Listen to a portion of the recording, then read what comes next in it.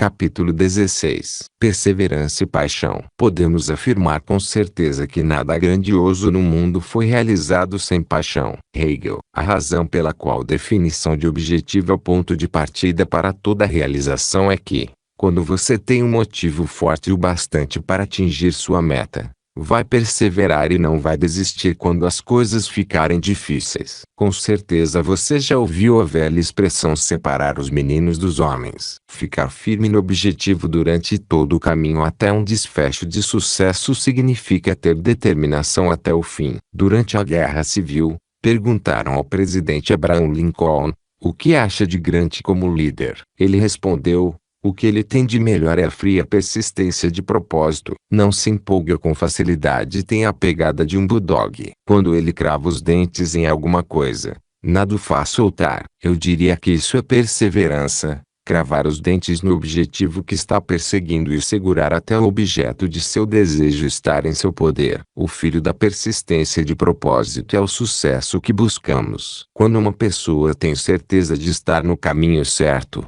perseverança é um tremendo benefício. O presidente Calvin Coolidge falou o seguinte sobre persistência. Insista. Nada no mundo pode substituir a persistência. O talento não a substitui. Nada é mais comum que talentosos fracassados. Educação sozinha também não. O mundo está cheio de desamparados bem-educados. Persistência e determinação sozinhas são onipotentes. Não deseje nada na vida a menos que esteja disposto a pagar o preço. Você pode ler livros de desenvolvimento pessoal aos montes, participar de seminários, ouvir mensagens de áudio e obter informação útil de todas essas fontes. Mas, se quer se tornar uma pessoa bem-sucedida, nada é melhor que seguir seu sonho. Ou, como prefiro dizer, perseguir seu desejo com paixão. Napoleão Hill aprendeu e escreveu que o primeiro passo na realização pessoal era ter um desejo ardente. Esse primeiro passo sempre foi o mesmo,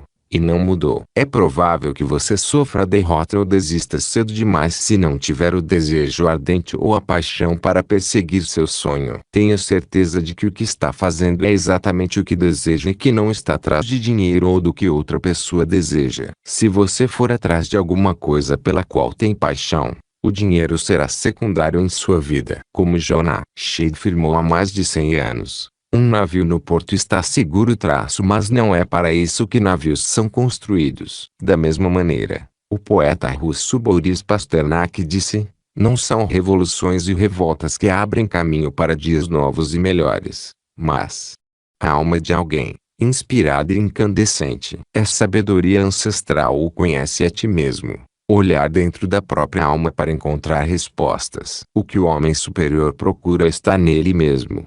O que o homem pequeno procura está nos outros. Confúcio. Concentre suas energias para ter sucesso em uma coisa de cada vez. Se você faz muita coisa ao mesmo tempo, pode se descobrir incapaz de seu melhor desempenho. Seja um especialista. Aprenda a fazer uma coisa um pouco melhor que outras, e terá sua recompensa. Nunca deixe para amanhã o que precise e pode fazer hoje. O sucesso é medido pela capacidade de seguir em frente um pouco por dia. Aprenda a dividir cada dia em proporções adequadas. Durma o suficiente, trabalhe o suficiente, descanse o suficiente. Seja feliz o suficiente e terá um dia harmonioso. Vamos dar uma olhada no conceito da paixão. Paixão. Paixão é uma emoção poderosa que expressa fortes crenças ou entusiasmo. Walter Chrysler, fundador da Chrysler Corporation, pegou o dinheiro que tinha economizado e comprou um carro novo. Em vez de dirigir o carro,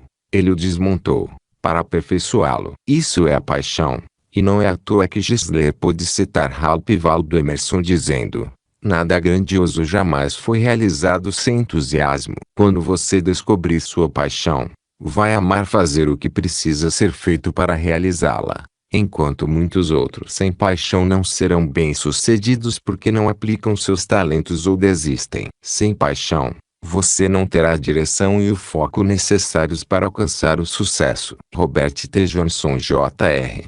desenvolveu a paixão pela leitura ainda muito novo. No primeiro ano, Bob leu 52 livros, mais que o dobro lido por qualquer outro aluno. O prêmio de Bowlby foi uma cópia do famoso livro infantil The Little Engine That Could. Mais tarde Bowlby estudou na Universidade de Michigan, onde teve a média geral mais alta da turma de calouros. Ele foi um advogado de direitos autorais muito bem sucedido de uma empresa prestígio em Chicago durante 32 anos. Paixão é importante se você quer sucesso. Encontre sua paixão e nunca mais você vai trabalhar. Não tem que ser desanimador abrir o próprio caminho e pagar as próprias contas. Sei disso, porque foi o que fiz quando os salários dos professores eram muito mais baixos que agora. É uma grande verdade que onde tem vontade, tem um jeito.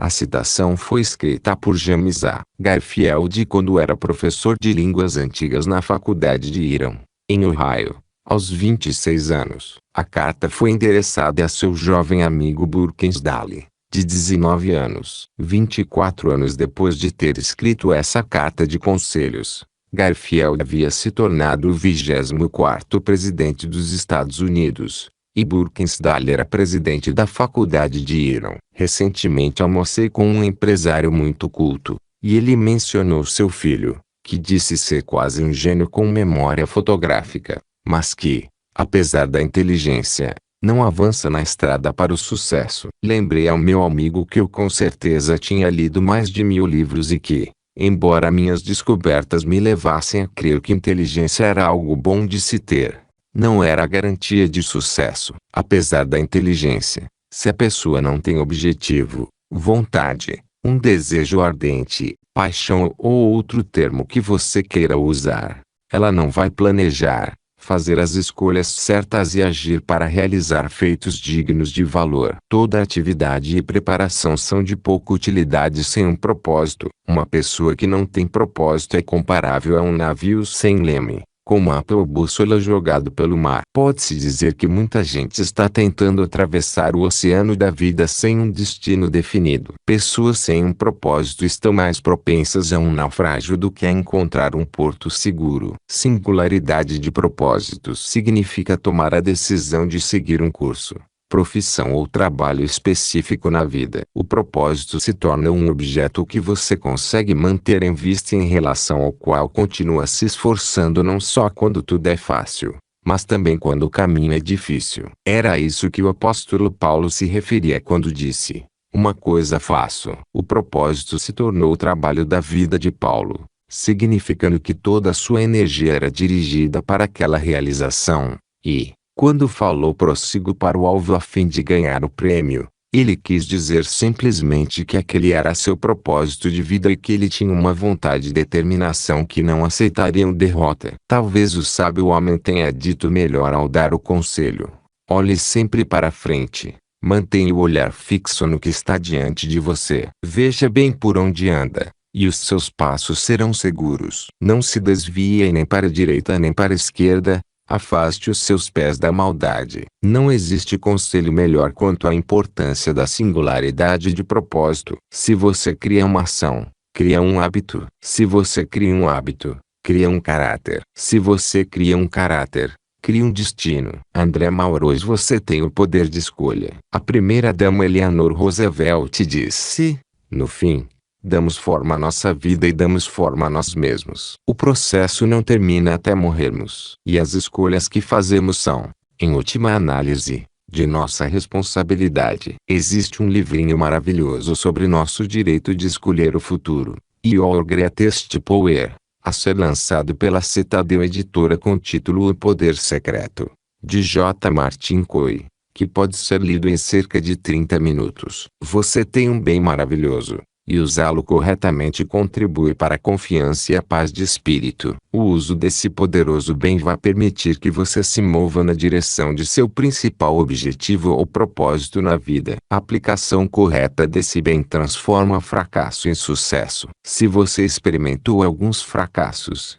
pode parecer que fracasso é sua sina, por mais que você tente. Depois de uma sequência deles, você pode facilmente passar a acreditar que a vida é difícil, que você não teve sorte quando recebeu as cartas e que o baralho não lhe favorece. Então, para que continuar tentando, se não é possível vencer? Você pode até se convencer de que, O que quer que faça, os resultados não serão os que você deseja. Se você caiu nessa armadilha, precisa descobrir o grande poder que vai mudar sua vida. Para mudar a direção de sua vida, você precisa reconhecer seu maior poder e usá-lo para mudar suas circunstâncias para o melhor. Quando eu era presidente de banco, uma das maiores empregadoras da região era uma companhia local de carvão. Quando a empresa fechou sua mina, demitiu várias centenas de pessoas. Elas estavam acostumadas com ótimos salários, mais de US$ 40 mil ao ano, em média,